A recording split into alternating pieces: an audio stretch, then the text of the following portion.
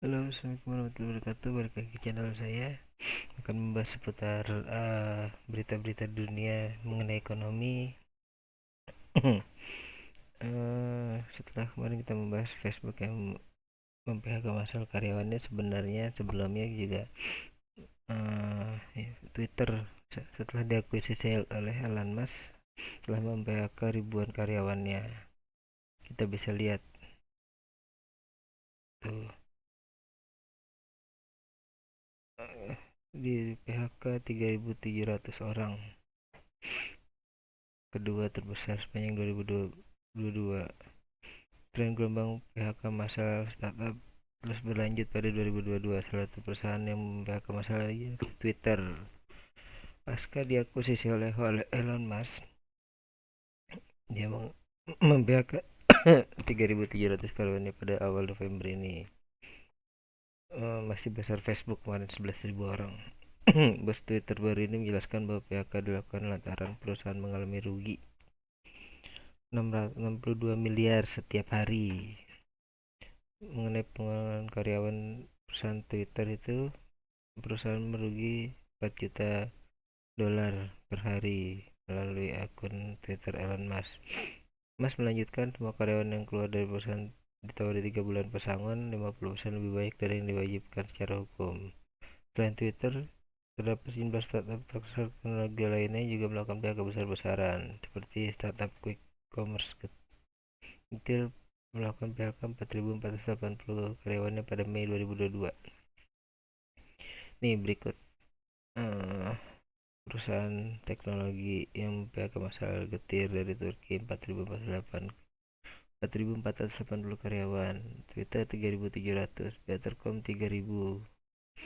Nih banyak sekali ya. Alasannya dia merugi, katanya 4 juta dolar per hari. Makanya atau sekitar 662 miliar setiap hari mengenai pengurangan karyawan perusahaan Twitter karena perusahaan merugi. Itu perusahaan dilakukan dengan email. PHK dilakukan terhadap 7.500 karyawan Twitter. Tuh, penggugat yang diwakili pengacara Sanon meminta pengadilan untuk meminta Twitter memenuhi para karyawan ini juga ingin pengadilan melarang Twitter untuk meminta karyawan menyerahkan hak mereka untuk mengajukan perkara. Nih, Twitter PHK massal, kita lihat apa saja yang di PHK. Menggambarkan situasi kacau. Mengutip situs TechCrunch Sabtu 5 November, mantan karyawan Twitter terkena PHK menggambarkan kacaunya situasi di mana hanya sedikit komunikasi resmi selain menerima surat pengantar secara tiba-tiba atau melihat akses mereka ke alat internal database tiba-tiba dicabut. Jadi benar-benar tiba-tiba saja ya, dalam kekosongan informasi yang diciptakan oleh pendekatan Mas yang tidak terorganisir, tiba-tiba terhadap PHK. Beberapa kali tidak yakin apakah kolega mereka masih bekerja atau pasti mereka masih terus ada. Tuh, kita bisa lihat apa saja yang di uh,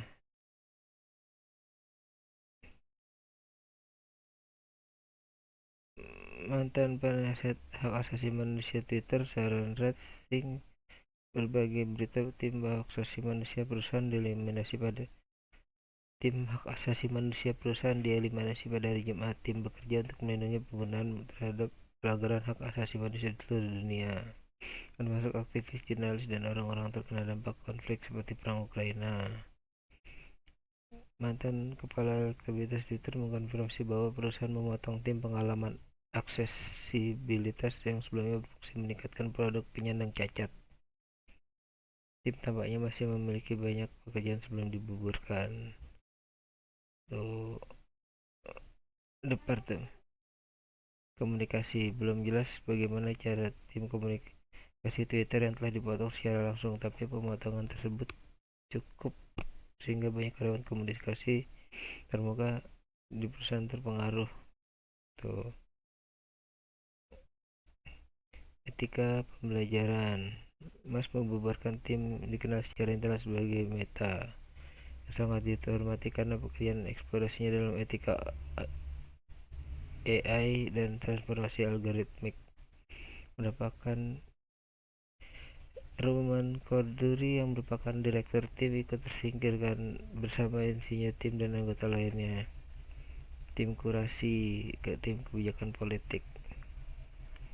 Dan ya seperti itulah kebijakan Twitter besok, apalagi nih startup yang semoga tidak terus terjadi ya di dunia dan tidak resesi. Ya sekian dulu channel saya, semoga bisa membantu dan menginformasikan. Silahkan like, komen, dan subscribe. Assalamualaikum warahmatullahi wabarakatuh.